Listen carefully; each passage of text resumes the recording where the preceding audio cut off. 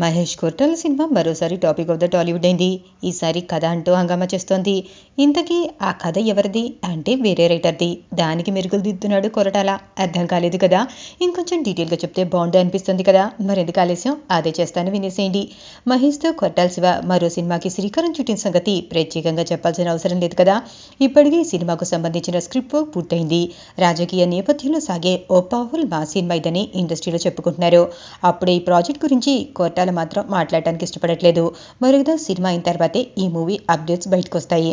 అయితే తరచుగా కొట్టాల శివతో ఇంటరాక్ట్ అవుతూ ఈ క్యారెక్టర్ పై హోంవర్క్ మాత్రం మొదలెట్టేశాడు. శ్రీమంతుడి తర్వాత తమ కాంబినేషన్ లో వచ్చే సినిమా ఏ స్థాయిలో ఉందంటే అభిమానులు ప్రేక్షకులు ఆరేవా అని పడిపోయేంతగా. అలాంటి కథ కోసం చూసిన కొరటాల మరో రచయిత దగ్గర నుంచి కట్ తీసుకొని దానికి తనదైన సైనిక్ స్క్రిప్ట్ రాసుకుంటున్నాడు. ఈ సినిమా గురించి ఇన్ఫర్మేషన్ ఉన్నవాళ్ళైతే ఈ సినిమా సంచలనం అవుతుందని, శ్రీమంతుడి కంటే పెద్ద హిట్ అవ్వటం ఖాయమని అంటున్నారు. ఈ సినిమాలో చాలా సంచలన విషయాలున్నాయట. బాక్సాఫీస్ వద్ద పంపరేపడమే కాకుండా హీరోగా మహేష్ స్థాయిని, దర్శకుడిగా కొట్టాల శివ పరపతిని ఈ సినిమా పెంచుతుందంటున్నారు.